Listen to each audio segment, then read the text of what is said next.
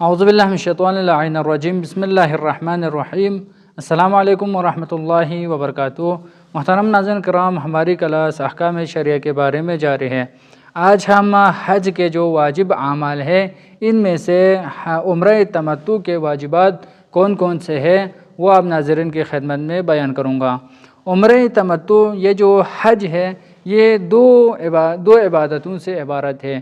حج تمتع اور عمرہ تمتع میں سے عمرہ تمتع کو پہلے انجام دینا واجب ہے، یعنی واجب ہونے کا یہ مطلب ہے آپ حج تمتع سے پہلے عمرہ تمتع کو انجام دے دیں۔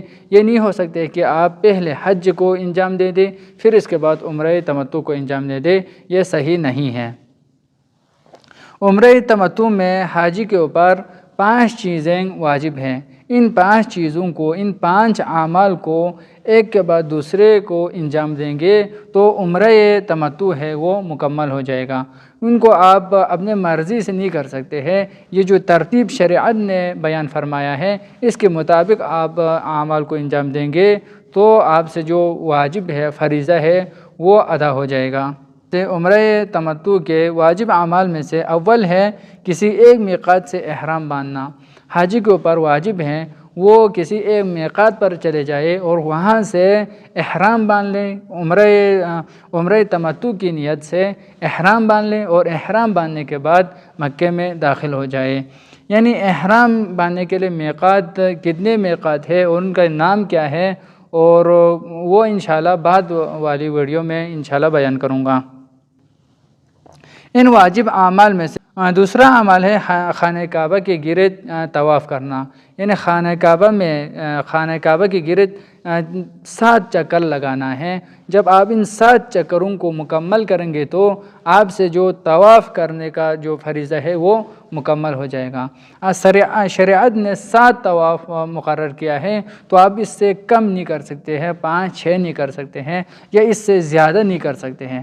اگر آپ اس سے 1 زیادہ کیا، 2 زیادہ کیا تو اس صورت میں آپ کے لیے ایک اور چکر 7، یعنی 7 سے زیادہ ہونے کی صورت میں، 8 ہونے کی صورت میں آگے پھر سے یعنی 6 چکر لگانا، 6 چکر لگا کے 7 کرنا پھر سے ضروری ہے۔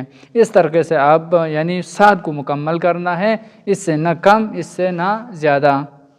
تیسرا عمل ہے نماز طواف، یعنی 7 چکروں سے فارغ ہو جانے کے بعد نماز طواف کی نیت سے 2 رکعت نماز پڑھنا واجب ہے، اور وہ بھی اس کا جو جگہ ہے وہ بھی شریعت میں مقرر ہے۔ آپ اپنی جگہ سے، آپ اپنی مرضی سے جا کر نہیں پڑھ سکتے ہیں، بلکہ مقام ابراہیم ہے اس جگہ پر یا اس کے آگے پیچھے کسی جگہ پر، نزدیک ترین جگہ پر اپنے 2 رکعت نماز پڑھ سکتے ہیں۔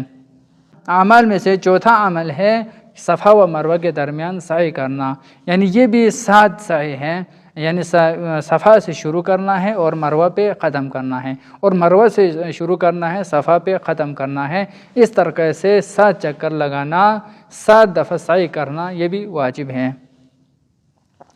اور 5واں عمل ہے کہ تقصیر کرنا۔ تقصیر سے مراد کیا ہے؟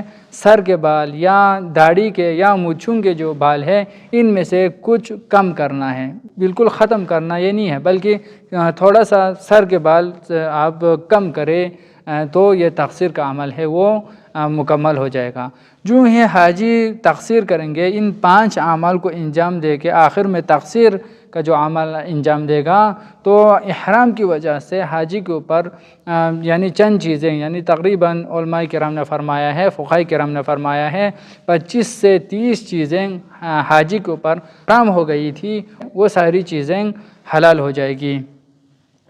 آیت اللہ سیستانی دامت اللہ علیہ فرماتے ہیں حاجی کے لیے واجب ہے کہ وہ 9 ذی الحجہ تک خود کو واجب حج کے لیے تیار رکھے، یعنی 9 ذی الحجہ سے پہلے آپ نے عمرہ تمتع کے جو اعمال ہیں ان کو مکمل کرنا ہے تاکہ آگے واجب حج کے لیے، آپ کے واجب حج کو انجام دینے کے لیے کوئی مشکلات درپیش نہ آئے۔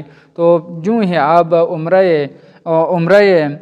تمتع سے فارغ ہو جائیں گے تو اس کے بعد حج تمتع کے لیے واجب حج کے جو اعمال ہے وہ انشاءاللہ شروع ہو جائے گا۔ وہ واجب حج کے اعمال کیا کیا ہے وہ انشاءاللہ آگے الگ ویڈیو بنا کے عرض کروں گا۔ اللہم صلی علی محمد و آل محمد، والسلام ورحمۃ اللہ وبرکاتہ۔